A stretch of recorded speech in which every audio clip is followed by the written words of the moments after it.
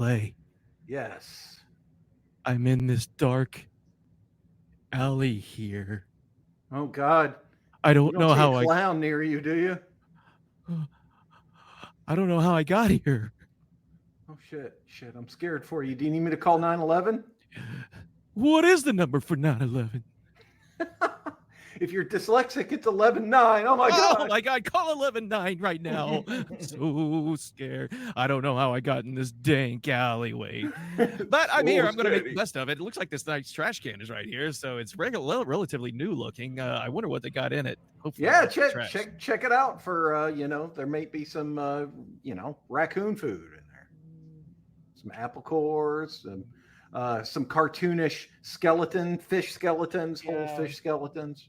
Yeah, there's a guy's head in there, but it's just like got the eyes kind of crossed, like, Oh, it's like a that's cartoon dead. that's whimsical murder. It's very whimsical. Whimsical murder, everybody. Speaking of whimsical murder, welcome everybody to Cinematic Suffering. Hello, hello. We missed you all. We missed you terribly. We did. We missed you terribly. I am one of the hosts, Jason, and that is another host. I'm Cla, or Clay, as they say here in the States. Yeah, in France they say Cla. Ooh, Cla. And before I jump into that, jeez, I don't know where that stuttering fit came from. Guys, we're going to be talking about Terrifier, and not just the new Terrifier. We're going to be talking probably about the whole series and maybe a little bit more in-depth stuff about it. But before we do, let's go ahead and hit that like button, hit that follow button. If you're listening to this on Spotify, go ahead and hit a 5-star. We want you to do that now because if you're a fan of Terrifier, you may not be pleased with the outcome of this video. Depending on how you feel about the Terrifier. Right, yes, exactly. I mean, it's a horror movie podcast, so why wouldn't we talk about the most annoyingly popular movie in theaters and in popular culture? That would be the Terrifier films, starring the enigmatic and murderous Art the Clown. Oh, yes. So this is a creation of an effects artist by the name of Damien Leone. Leone. He came out with a short film, I think around 2008, called The Ninth Circle. Correct. And The Ninth Circle kind of, in fact, the Terrifier 3 kind of dips back into The Ninth Circle, which I thought was pretty cool. And we'll get into Terrifier 3, but there's some things. Okay, anyways, it does dip back into that, which was really cool. And then after that, we have All Hallows Eve, which is just kind of like a bunch of short stories involving Art the Clown doing God knows what to who knows who, everything and all sorts and in between. Yeah, it's the clown has gone through some transformations during his journey to mainstream popularity, baffling mainstream popularity. We'll get into that also. Yeah, so I guess how should we start this? Clay, what was your first introduction to Terrifier or to Art the Clown himself? My first introduction to Art the Clown was the movie Terrifier, not the short, but the movie. I was when it came to Netflix, I watched it. I enjoyed it. The obvious scene that everybody references that kind of catapulted Terrifier into a whole other realm was the scene. You guys know the scene. Well, let's go and stop you there and just say this is going to be full of spoilers, so we'll put that up front here. This is not just a review. This is not going to be spoiler free. So if you haven't seen the films yet, then then you wouldn't be watching this anyway. So It's going to be full to the gills with spoilers. There you go. But one of the best kills in a long time was that Terrifier scene of the girl getting sawed in half, straight down the middle. And from between her legs straight through, and that's a reference to an old medieval way of torture and killing that they used to do to prisoners or whoever. And there's like a woodcut of it that I've seen before of them using this same method, and it's pretty gruesome. So that's what it reminded me of when I first saw it. I was like, oh yeah, they're taking a homage, and it's an homage back to medieval brutality. Yes, and it's something that Damien Leone is good at. he's put on to film the kind of conversation that gorehounds and horror fiends like us have in private for years, just trying to one up one another and start the conversation by saying, wouldn't it be messed up if A, B, and C happened? Yeah. And I think the thing that's interesting about the Terrifier films is that they go straight for the jugular, and the fact that it kind of navigates right around all of those, kind of rules of thumb, like kids. And if you're going to cut somebody in half, you start at the head, obviously, because why would you do it the other way? That would be horrific. No one would want to watch that. And no one would definitely want to watch a protracted scene where they see and experience every gruesome moment of the halving. Yeah, and that was definitely a favorite part. I would say that when my first experience was All Hallows Eve, I did see it. It was streaming somewhere, and I saw it. And I think I just saw it out of boredom. There was no real interest. It was just one of those things. And I remember several scenes from it, to include like Art trying to come through a television ring style, and there's different ways he was killing and interacting with people throughout the movie that I didn't think of much at the time. I was like, these are short vignettes.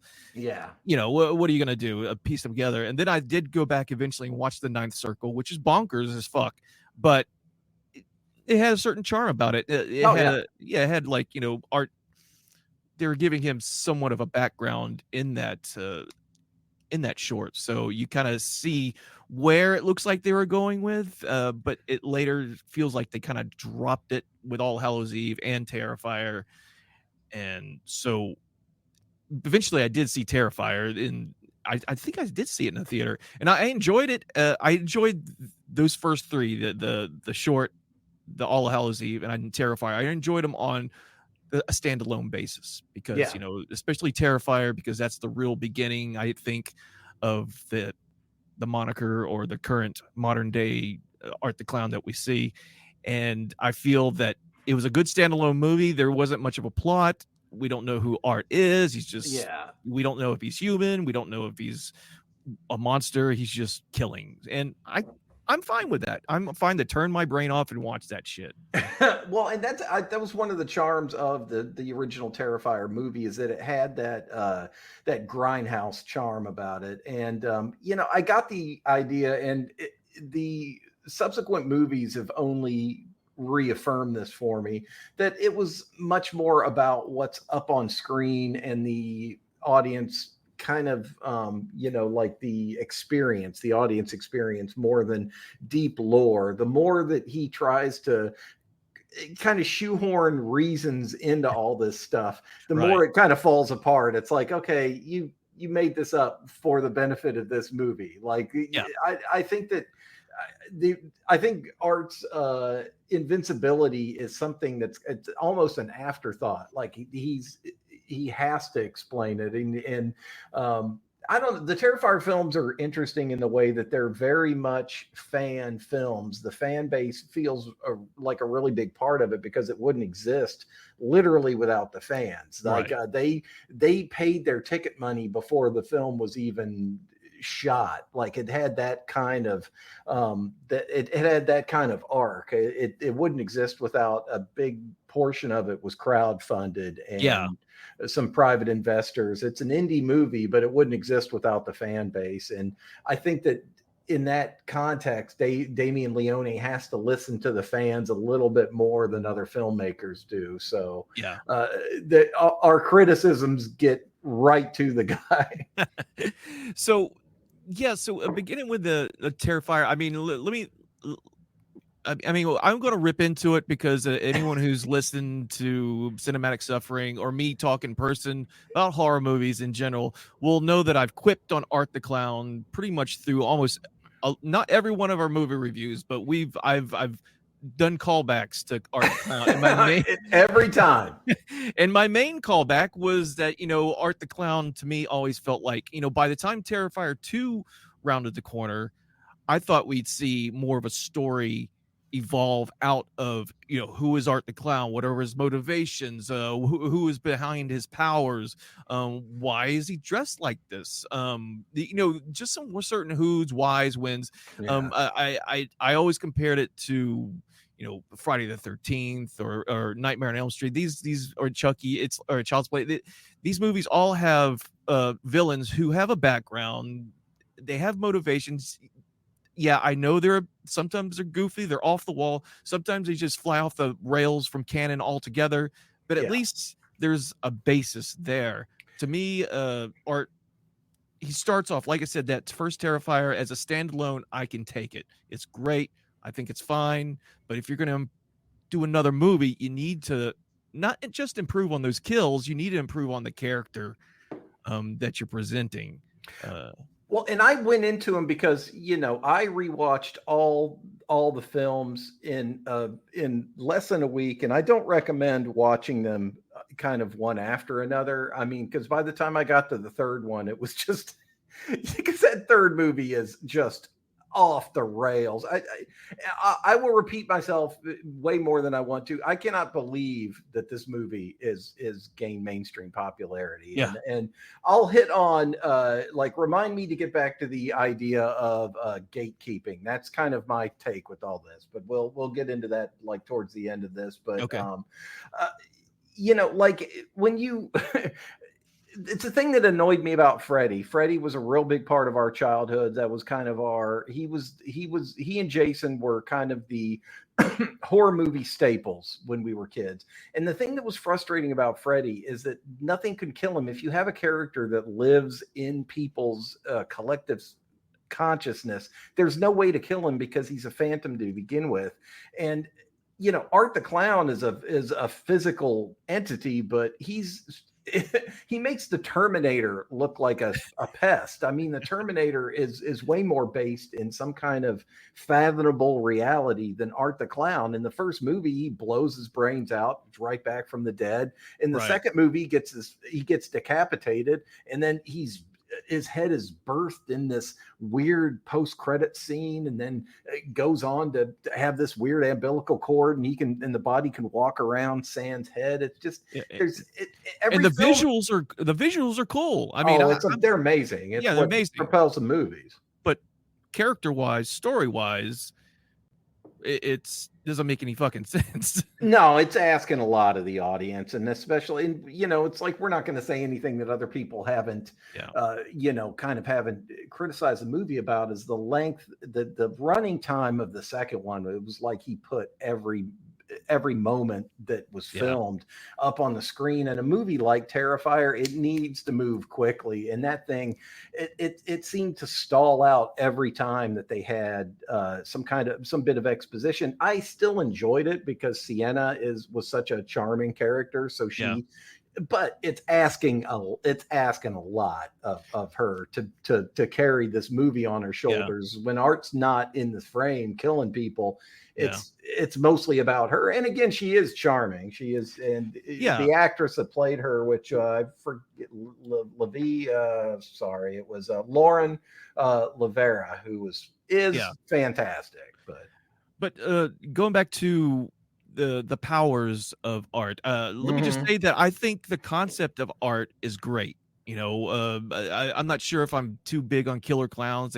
Clowns never really scared me. It was never really my thing, but I like the concept of them. I think I would like the concept of them as just being like this weird hobo clown killer dragging this bag of murderous weapons around him as a plain human. That would be frightening as hell.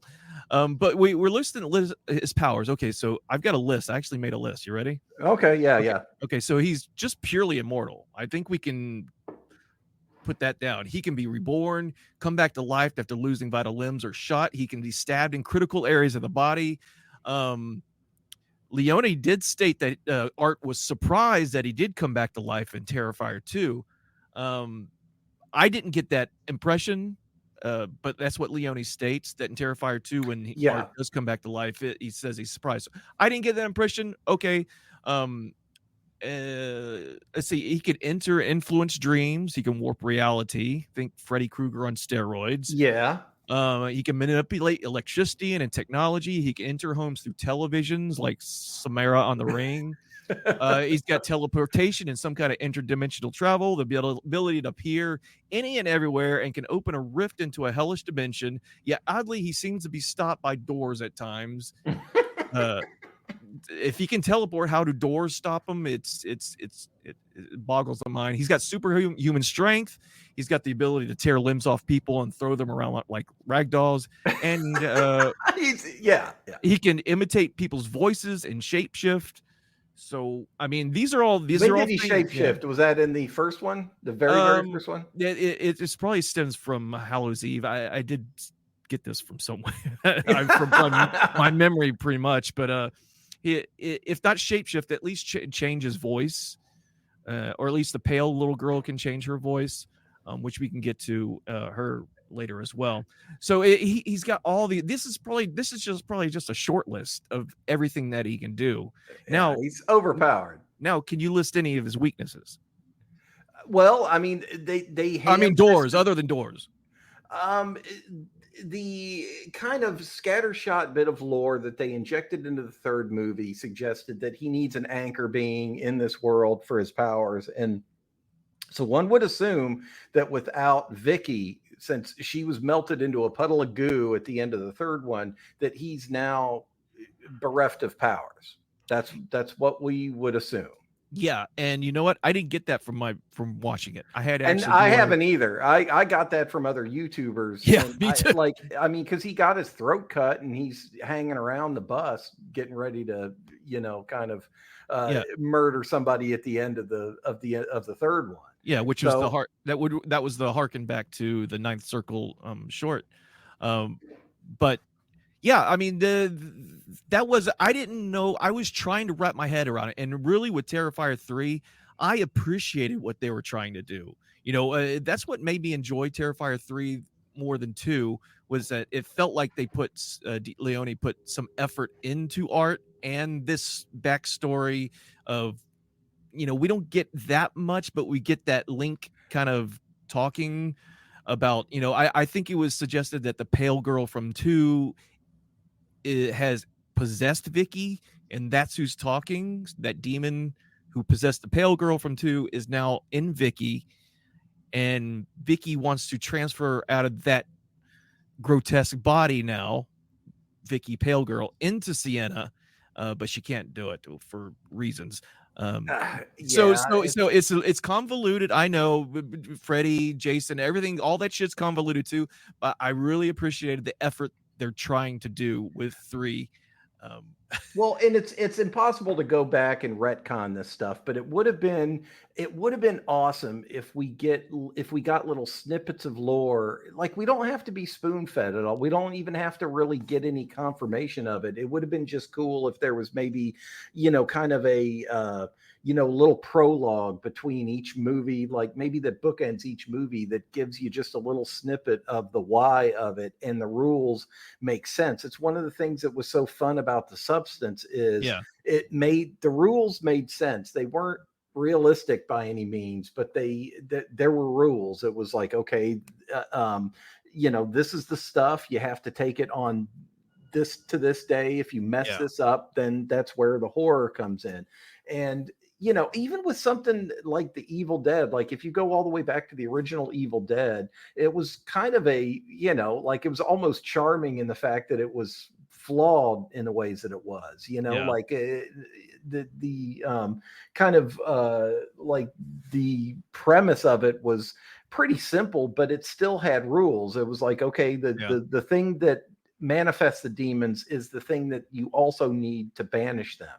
And it's like Terrifier at its heart is, and I know this is kind of a weird statement considering how over the top gratuitously gory it is, it's basically a superhero movie. You've got a superpowered villain versus a progressively more superpowered protagonist. And so it's basically a superhero movie. And the thing that I never liked about Superman, and Art is pretty much almost as powerful as him, is that he doesn't have a kryptonite that I've seen so far. He's just, every movie kind of begins and ends at the same spot.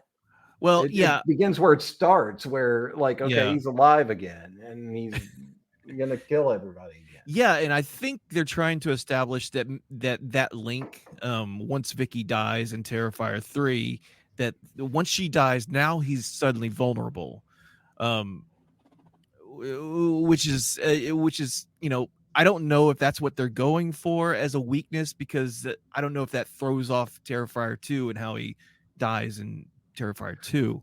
Well, I mean, I can already anticipate what the finale of Terrifier 4 is going to be. I think it's going to be him and Siona just chopping each other to gory giblets, but they're both still Yeah, just going at one another. And just yeah, that's going to be, mark my words, that's going to be the climax of that movie, is both of yeah. them as torsos just biting each other. Yeah, I love Sienna's growth, that we kind of, even though it's kind of hokey, we know there's like some kind of good and evil now in this world building that they're trying to do, that there is some spiritual, literal black versus white, kind of evil versus good kind of thing, because Sienna's not, you know she doesn't have too much gray area when you come to her character design or No, flaws. she's kind of like creative writing 101 as far as a character. It's honestly what drives these movies is the execution and the, like the visual style, the music and sound design is great, and the performances, and the obvious one is the gore. I mean, that's what Yeah, people, and it always kind of bugs me when people say, "Oh, I only go to see movies like, kind of these big budget effects movies for the special effects, or I only go to see horror movies for the gore." But yeah, that's myopic as hell. No, you yeah, don't. Like, there's got to be something that there's got to be more to it. And I know on some level that there's more to Art the Clown, because he has been in, and it's not just because of his influence in popular culture, or that he's been all over my YouTube feed, because yeah, I've been doing research for our conversation here. Like, after I watched that third movie, and before that I had seen the second one, and even leading up to right now, like, Art has been in my head a lot, and I yeah, don't quite get it, because there's not a hell of a lot there. There's not much to him, but he's had a little like room in my brain, and that's got to be kind of part of the cultures. There's some reason that Art the Clown is so kind of popular in popular culture right now, and it's baffling, but it's also interesting too. yeah. I feel the same way, that Art the Clown has always been in the back of my mind, and more or less in a surly kind of sneering way, not into any kind of praise. It's just, and I don't know if it's not gatekeeping per se. I don't care what you like, and if you like Art the Clown, that's fine. To me, in the beginning at least, he was an empty suit. Yeah, He was all face, all bite but no bark kind of thing. It's a weird analogy, I know, but he had nothing going for him as far as a story goes. So in like, fact, sorry, yeah, I didn't mean to. I feel like I cut you off, but I feel like, I mean, I feel like I'm surprised that he hasn't been done before. It's such a, and this is no insult to Damien Leone, because I do love the Terrifier movies in a way. Not like he's going to give a shit anyway, but I can't believe that he's the first one that got here. I mean, there's got to be another Killer Mime movie. It's like, it's such an obvious collective yeah, of tropes, that I can't believe somebody hasn't done it yet. It's like when you discover the band Lucifer. It's like, you can't be the only Lucifer. There's right, got to be, like, how was the name available? It's that kind of thing. Like, it's so fucking obvious. No one yeah, likes clowns, especially said Gacy did that. That's what put that in everybody's collective hive mind, was John Wayne Gacy. yeah, And what he doesn't talk, and he's got this Buster Keaton, Mr. Bean kind of Yeah. charm to him, but he also does horrific things. It's the most obvious shit ever. Like, how was Damien Leone the first guy to do this? It's kind of baffling. Yeah, I don't know, and it feels like, even though this has been a work that's been out for years now, since 2008, 2009, that it's just kind of built and built over time. I don't know where he got it from. I think maybe at the time the clown thing was really popular. You remember there were like clowns in the street, our darkened streets. There'd just be like people dressed up as clowns holding And the advent of Ring doorbells kind of popularized the whole killer clowns from outer space was like a movie back in the day. They've always kind of been in the collective id. They have, and I think maybe he was just kind of playing off that at the beginning. To me, it'd be great if Terrifier 3 they move out, maybe still keep that clown aesthetic a little bit with the makeup, but maybe make something a little bit more demonic. I don't know, some actual cool horns or some shit coming out. You make him look like a demon, but still keep the kind of cool makeup and everything. I don't know. No one's going to do that, but that's just me. Well, it seems like that's what he's trying to become in a weird way. It's a movie that people shit on way too much. It's that I consider kind of a classic was the Freddy versus Jason. Like, remember in the beginning, in the kind of preamble of that movie, Freddy was in hell and he looked like a demon. Like, he had actual like face appliances that were demonic and pointy ears and shit like that. Yeah, and it seems obvious that Art is kind of a serial killer turned demon. Like, whatever force is keeping him going is obviously otherworldly. I get the feeling that Damien Leone doesn't even like that he's being kind of almost gently coerced into creating any kind of reason or backstory for it. I think if he had his druthers, there would be it would be all just spectacle, and it would be all, I mean, the guy, that's what it feels like to me.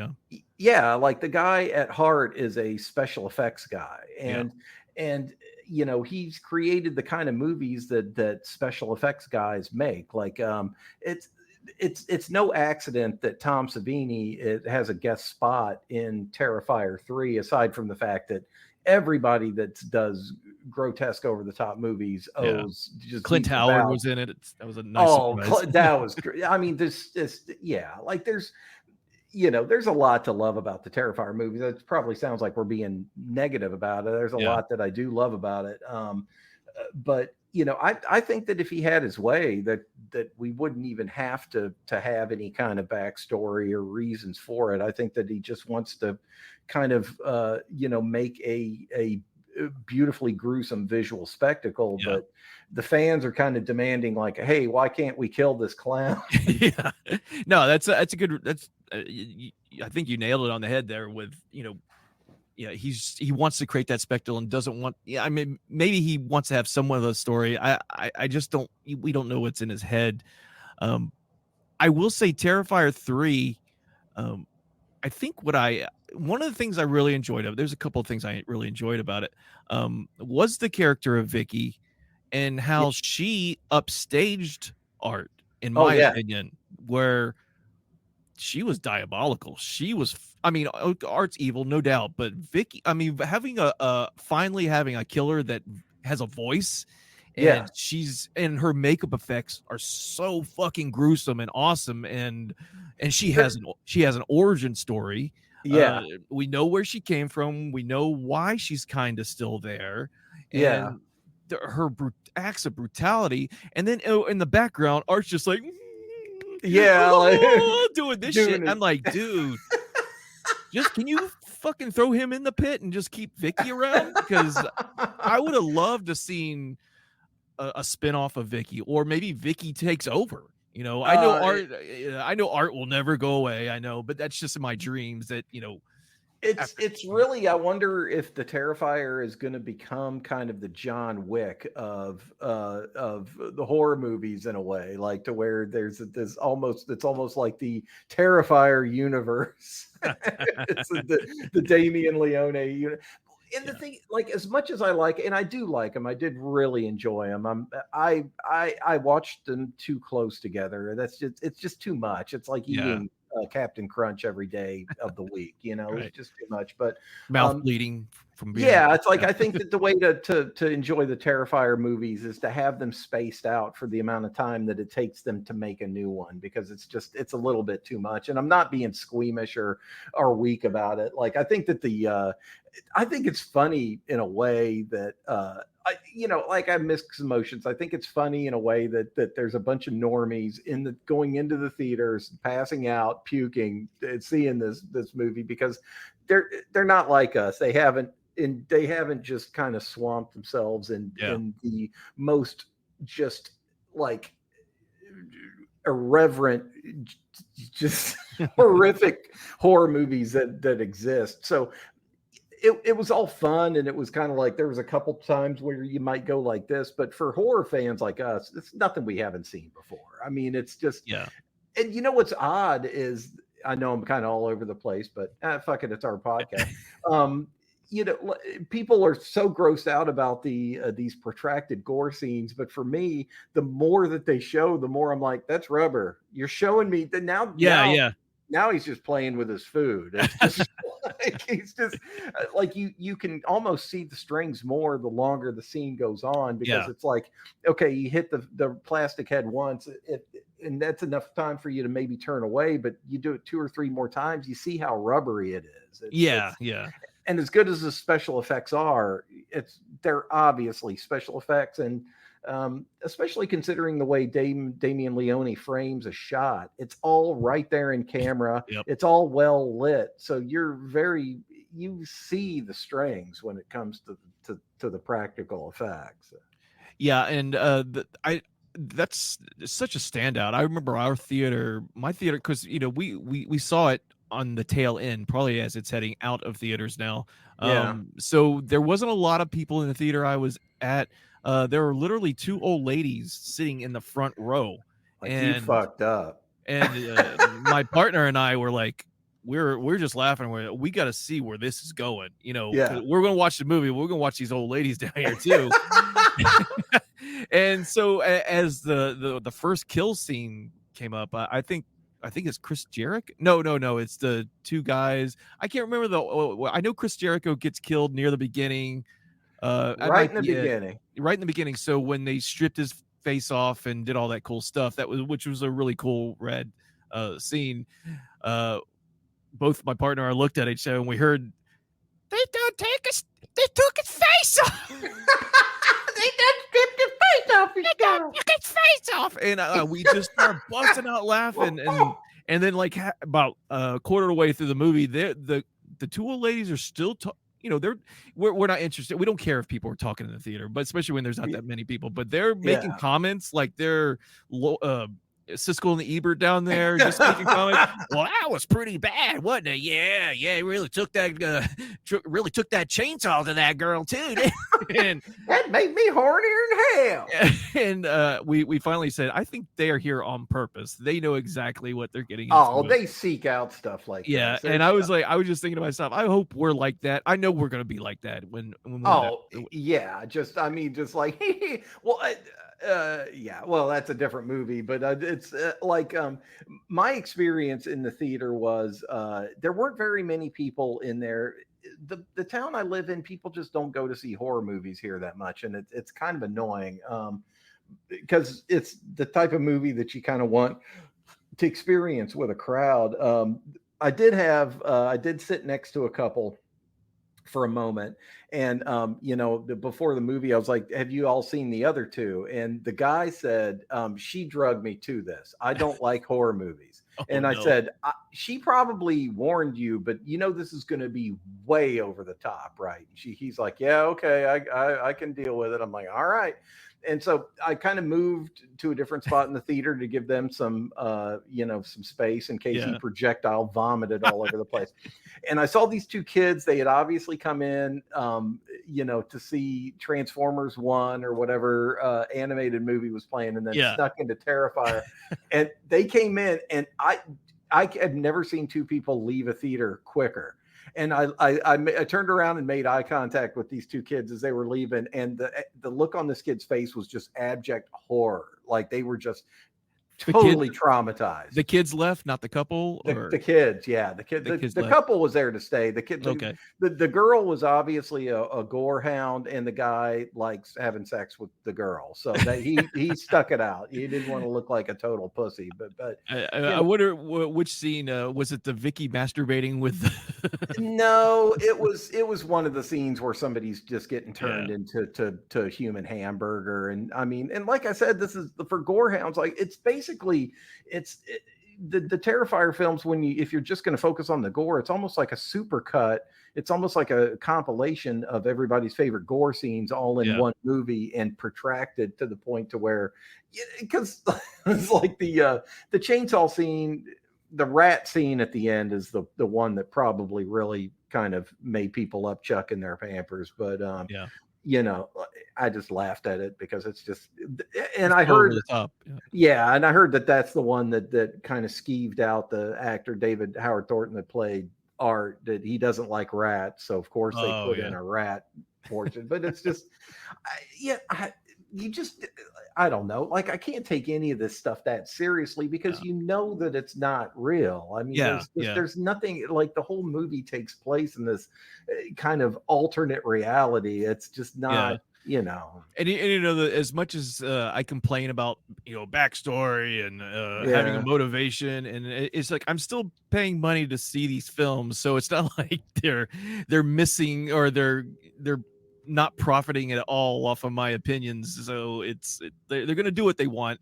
I would just like to see something a little bit more coherent and but, it's not gonna It happen, and I'll still pay to go see it in the theaters. Well, and it's one of it's kind of one of these things. Like there was no one around to kind of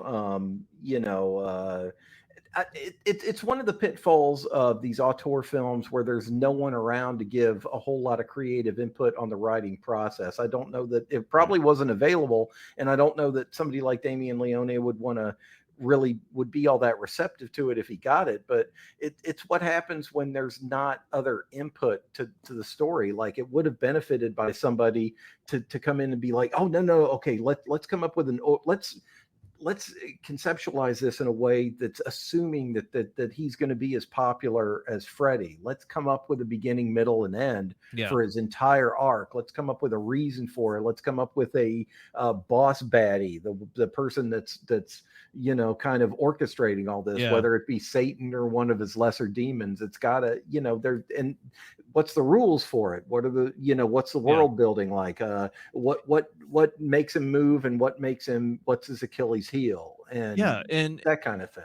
yeah, it seems obvious, but I and also don't develop a if you want Art to be the center of attention, don't develop a better villain than him.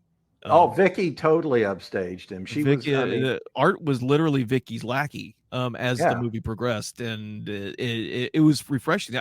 That was literally the reason I started enjoying the film a lot more, because you can only take to me, the miming, like I said, is it Art the Clown or should be Art the Mime? But Kind of, yeah. Art the it mime. where he doesn't say anything, he just does these wild gestures, and after a while, it's just like, okay, you love killing, okay.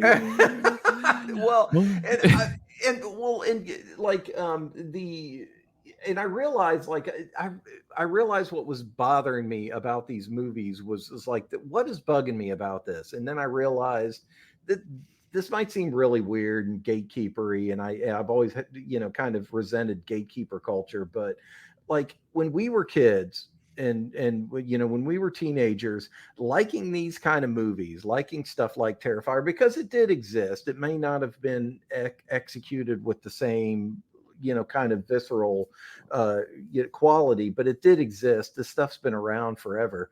Liking this kind of stuff, liking Guar, liking Cannibal Corpse, like, because it's Cannibal Corpse put up on the screen. It's the same kind of aesthetic. Liking this kind of stuff kind of ostracized you. It alienated you. People would laugh at you, and now those same asshole normies are in the theater enjoying it, and that kind of bugs me in a way. Like, I'm glad for the success of the movie, and I love seeing independent creators make wildly successful movies, and I enjoyed Terrifier, but it's weird, this kind of shift that popular culture has taken. It's strange to me that this is now kind of acceptable in a weird way, and it always has been. That's a great point. My partner and I were talking about Terrifier 3 after we watched it, and we're commenting on how much more we enjoyed it, because we went into the movie with very low expectations, and so I guess when your expectations are set so low that coming out, even the mildest plot point that rings with you will elevate it above the previous film, and it still was a tedium with the film length. It could have been trimmed a couple, maybe about 20 minutes, but easily. But I'm digressing there. You brought up the popularity of it, that it's odd seeing 5-year-old children wearing Terrifier Art the Clown shirts, and children, not that I'm a big protector of children. I don't give a shit about kids, but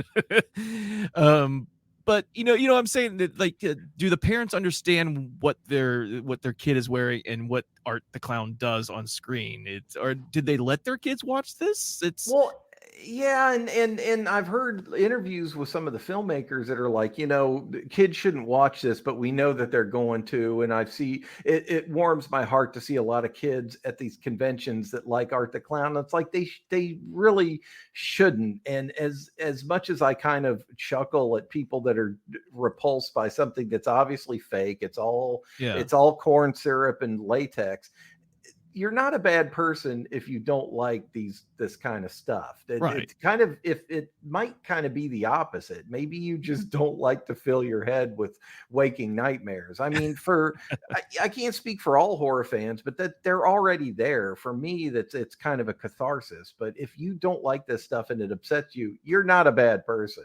You know what I mean? Like, you don't get to tell me that I can't see it, but at the same time, it doesn't make you a bad person if you don't like it. So it's wildly popular, in pop culture. That's kind of baffling to me, and I don't know what it says about kind of the times that we're living through, or just maybe kind of people's standards and tastes are changing a little bit. Maybe stuff like Cannibal Corpse and Terrifier and Guar, maybe it really isn't all that aberrant. Maybe it's just it kind of is the entertainment that it is for just people. kind of maybe it just plays to human nature. I mean, I don't know how philosophical that is. I mean, I'm sure a lot of people have made that comparison. The popularity of experiencing such gore, to me, it's cathartic because I know it's fake. I know what is real. I know what I don't like to see. I don't like to see real shit. I like to see fake shit. And when I know it's fake and over the top, I enjoy it. Even Terrifier, as much as I bag on it, as I still, you say the same thing. Like, we both still enjoy the series, taken at face value, because it's entertaining to watch. But why is it so much popular than the Joker movie that came out? I don't know. Maybe people just need that spectacle. They don't want to get too deep in the weeds with a Joker story that has a musical set to it or something. It's nothing too dense.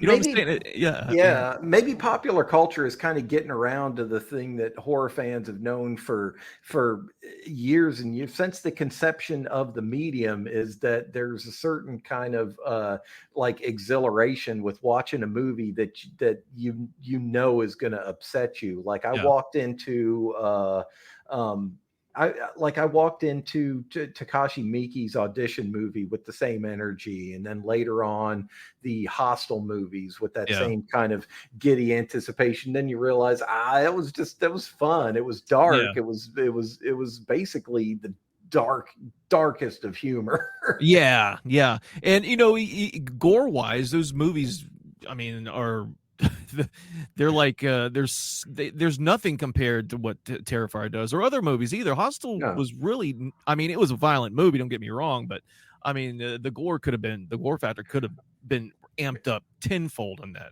Yeah, what made it work was that it was a buddy movie that took a hard pivot. Yeah. And it's, man, I had a thought and it just disappeared. That's what happens. I'm sorry. That's okay. Here, gotta squeeze it out. Oh, I started myself. Okay, now put it in your hands and clap. Well, I mean, what else do we have to say about? I think Art's here to stay. That's for certain. We know we're going to get at least 2 more films out of him. I mean, what's going to happen next? Is this going to be, or is there going to be a whole wave of movies like Terrifier, or trying to capitalize on that, or try to shock audiences? I kind of doubt it. I think that this is a kind of an odd, aberrant. This might be an aberration expectation. Sure. Yeah. I do remember we're talking about the spectacle of movies like Terrifier, and also the 80s schlock that came through. You start seeing more intellectual films come out of the A24 series, which I thoroughly enjoy as well. Sometimes sitting there and watching those movies and putting thought into it and realizing the real horror that's being presented, in The Witch or Hereditary is one thing.